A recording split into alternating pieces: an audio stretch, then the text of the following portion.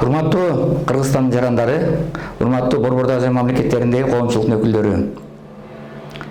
Сиздер менен дүйнөдө болуп аткан окуялар боюнча акыркы маалыматтарды берип кетейин деп чечтим. 2 жумадан бери сиздер менен баарлашпай калдым. Андан бери аябагандай көп окуялар болуп өтөт. Мына өзүңөр билгендей, ушул өтүп бараткан жумада аябагандай чоң окуялар болду. Алардын эң башкысы Сауд Арабиясынын Жидда шаарында Америка Кошмо Штаттары менен Украинанын делегациясы жолугушту. Согуш токтотуу максаты менен. Америка Кошмо Штаттарынын делегациясын Американын мамлекеттик катчысы Марко Рубио жетектеди. Ал эми Украинанын делегациясын президенттин администрациясынын башчысы Андрей Ермак жетектеп, алардын ортосунда жолугушуу Жидда шаарында 7 саатка чукул созулду. Жолугушуу биз ойлогондой бир жемиштүү болду деп эсептейбиз. Ал жерде кандай сүйлөшүү болгондугун, кандай макулдашууга кол коюлгандыгы, же болбосо келгендигин биз азыр толук айта албайбыз. Бирок бир нерсе гана белгилүү болду да. Ошо Украина тарап 1 айлык тынууга макул болду. Согуш токтотуу боюнча 1 айлык тынууга макул болду. Аны европалыктар сунуш кылган, аны Америка дагы сунуш кылып, ошо макул болууга мажбур болду да. Эмне үчүн мындай согуш токтотууга ошо Украинанын президенти Зеленский макул болуп атат? Анткени өзүңүздөргө белгилүү, мындан бир аз күн мурун Американын президенти Дональд Трамп ошол 28 февралдагы болгон жолугушууда эки мамлекеттин Украина менен Американын ортосундагы мамиленин начарлап кеткенине байланыштуу, анан Зеленскийдин туура эмес талаш тартышканына байланыштуу Американын Украинага берип аткан жардамдарын токтотуп койгон. Курал жарак жагынан дагы, каржылык жагынан дагы, бардык жагынан жардамдарды токтотуп койду. Азыр Украинанын абалы өтө оор. Анткени Европанын жалгыз жардамы аларга жетишсиз. Ошон үчүн бардык жагынан жеңил жазасын тартып аткан. Ошон үчүн Украинанын президенти Владимир Зеленский акыры мажбур болуп, ушундай согуш токтотуу боюнча кадамдарга барып атат деп болгулосок болот да. Андан тышкары өзүңөр билесиңер, ушу мына 2 күн эле мурун Америка Кошмо Штаттарынын президентинин өкүлү Уитков мырза 2 күн мурун Россиянын президенти Владимир Путин менен жолугушуу болду согуш токтотуу боюнча. Анткени Марко Рубио Жиддада болгон жолугушуудан кийин атайын Россиянын президентине, жалпы дүйнө элине кайрылып, мына биз бир жолугушууга жетиштик, Украина тарап 1 айлык тынууга макул болушту. Эми Россия тараптын жообун угабыз, жообун күтүп атабыз. Топту Украина тарап Россия тарапка берди. Эми алар кандай жооп берет, ошого жараша аракеттер болот деп айткан эле. Анан Уитков мырза Путин менен жолугушуп, 2 саатка чукул жолугушуу сүйлөшүп, анан алар да бир чечимге келгендиги боюнча Путин кечээ эле билдирүү жасады. Путиндин билдирүүсү боюнча Путин ачык айтты. Мен ошо Американын президенти Дональд Трамптын демилгесин колдойм, тынчтыкты сактоо боюнча. Тынчтыкты калыбына келтирүү боюнча биз да колдойбуз. Бирок убактылуу тыныгуу эмес, согушту толугу менен толук кандуу токтотуу маселесин колдойбуз деп ачык айтып чыкты. Убактылуу токтотуунун эч кандай зарылчылыгы жок. Биз толугу менен токтотуу маселесин колдойбуз. Бирок ага чейин ортодогу эң маанилүү маселелер бар. Ошол эле чек ара маселеси, ошол эле Украинанын НАТОго кирүү жана кирбөө маселеси, санкция маселелери бар деген сыяктуу кээ бир маселелерди чечиш керек деген сөздөрдү айтып кыйытты да. Мы согласны с предложениями прекратить боевые действия. Но исходим из того, что это прекращение должно быть таким, которое привело бы к долгосрочному миру и устранило бы первоначальные причины этого кризиса. Мына ушундан кийин бүгүн кечээ эртең менен Американын президенти Дональд Трамп чыгып, ошо маалымат жыйынын берип айтты. Кечээ мына биздин өкүл жолугушуу сүйлөшүп өткөрдү Путин менен. Путин дагы менин тынчтыкты сактоо боюнча, тынчтыкка келүү боюнча демилгемди толугу менен колдоп атат. Андан тышкары мен ушу Украинанын аскерлери Курчоодо калганда Путинге кайрылдым. Ошо Курчоодогу аскерлерге тийбей, аларды өлтүрбөй, жок кылбай коесузбу деп кайрылдым деп ошо Дональд Трамп маалымат жыйынын берди.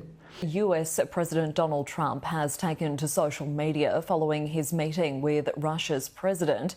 Posting to his social media platform Truth Social, Mr. Trump says, "We had a very good and productive discussions with President Vladimir Putin of Russia yesterday, and there is a very good chance that this horrible, bloody war can finally come to an end.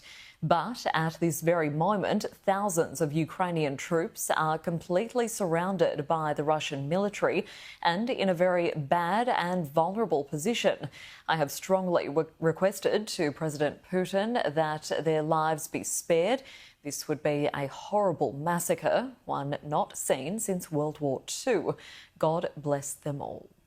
Көп өтпейлі Россияның президенті Путин қайрадан Дональд Трампқа қайрылып, мына сізден өтінішіңіз бойынша біз егер әскерлер өзлерінің қалауысы бойынша тұтқынға түсіп берсе, біз аларды тибейміз. Тұтқындар бойынша еларалық конвенцияның негізінде біз оларға жақсы мамиле қыламыз, қинамайбыз деген сөздерін айтты да. Мына ушунун өзү ушу Путин менен Трамптын ортосунда мамиле ыраттуу өнүгүп бараткандыгын, ушу Трамптын дүйнөлүк авторитети бар экендигин, Трамптын ушу согуш токтотуу боюнча жасаган аракетин Путин толугу менен колдоп аткандыгынан кабар берет да.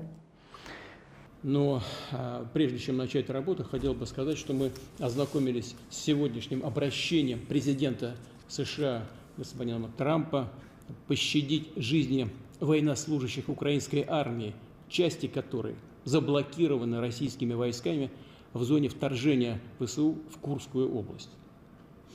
В этой связи обращаем внимание, что украинские боевики совершили в зоне вторжения многочисленные преступления против гражданского населения. Эти деяния, как я уже говорил, квалифицируются Генеральной прокуратурой Российской Федерации как терроризм. Вместе с тем, мы с пониманием относимся к призыву президента Трампа руководствоваться в отношении этих военнослужащих соображениями гуманитарного характера. В этой связи подчеркну, что в случае сложения оружия и сдачи в плен им будет гарантирована жизнь и достойное обращение в соответствии с нормами международного права и законами Российской Федерации. Для эффективной реализации призыва президента США необходим соответствующий приказ военно-политического руководства Украины своим воинским подразделениям сложить оружие и сдаться в плен. Ал эми экинчи тарапта өзүңөр билесиңер, ушу жөн жаткан жок. Европа мамлекеттери жөн жатпай, Европалык саммит өттү. Ал жерде дагы аябагандай катуу сөздөр болду. Бирок Европалык саммиттин жетекчилери Франция, Англия, Германия баягы лидер мамлекеттер дагы эле баягы провокациялык сөздөрүн токтоткон жок. Путин дагы эле агрессор деп атай баштады. Ушу Украинага курал жарагынан, ушул акча жагынан жардам берүү маселесин дагы улантууну чечишти, фонд түзүүнү чечишти. Кыскасы алар бир согушту токтотуу боюнча аракети жок экендигин билдиришти да. Трамптын демилгесин колдоо боюнча эптеп сөздөрүн айтып атышат, бирок чыныгы Россия менен мамиле түзүү, тынчтыкты калыбына келтирүү боюнча ою жок экендигин ачык көрүндү да. Мына Трамп дагы жаңы саясатты жүргүзүп жатканда ачык айкын болду. Анткени өзүңөргө белгилүү, Американын мурдагы президенти Джо Байден ушу европалык лидерлер менен тез-тез жолугушуп, Евросоюздун чогулушуна катышып, Еврокомиссиянын жетекчилерин кабыл алып, ана аларды көкөлөтүп, мактап, ошолор менен мамиле түзүп, анан алар менен биригип алып, Россияга каршы аракеттер жүргүзүп, Россияны агрессор деп атап, Украинага жардам берип, мына 3 жылдан бери эч кандай сүйлөшүү болгон эмес. Аны Дональд Трамп келгенден кийин түп тамырынан саясат өзгөрдү да. Дональд Трамп азыр Европа Союзу менен, Европа комиссиясы менен эч кандай мамиле түзгөн жок. Аларды аморфный уюмдар деп атап, алар менен сүйлөшүүнүн эч кандай кереги жок. Мен ушу Европа кеңешине, Еврокомиссияга кирген мамлекеттердин жетекчилери менен гана сүйлөшүп жетиштим мага. Алар эч кандай маселени чече албайт деп, Еврокомиссиянын жетекчиси Урсула фон дер Лайен менен жолугушкан жок. Евросоюздун өкүлү Кая Каллас менен жолугушкан жок. Ошентип аларды жокко чыгарып атат. Аларды мындайча айтканда теңин албай атат. Бул Дональд Трамп тарабынан жүргүзүлгөн чоң саясат. Анткени Европа өзүн актаган жок. Европа өзүнүн саясат жоктугун көргөзүп койду да. Европа Дональд Трамптын айтуусу боюнча Европа бири-бирине жакын, Россия экөө жакын турат. Алар Россия менен Европа өзлөрү менсиз эле Американы катышчу эле мамиле түзүп ынтымакта болушу керек болчу. Эмне үчүн биз Америкага илишиш керек деген сөздөрүн ачык айтып атат да. Ошого карабастан Европа лидерлери ошо Россияга каршы агрессия саясатын дагы улантып келатат. Ошон үчүн азыр Дональд Трамптын тынчтыкты калыбына келтирүү боюнча саясатын Европа лидерлери жүрөгүнөн колдошкон жок да. Ошон үчүн алар менен Трамп дагы жакшы мамилени түзгөн жок. Мына ошон үчүн Дональд Трамптын мына кызматка келгенине 1 ай 25 күн болду. Мына бүгүнкү күнү 20 мартта 2 ай болот.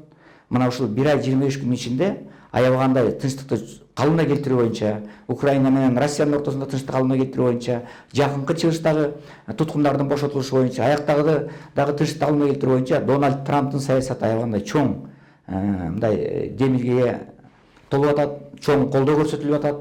Анан бир чоң ишти, чоң саясатты башталып атат да.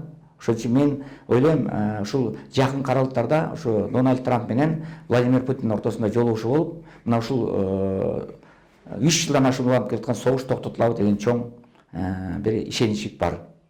Баарыңыздарга жакшылык каалайм. Көңүл бурганыңыздар үчүн чоң рахмат.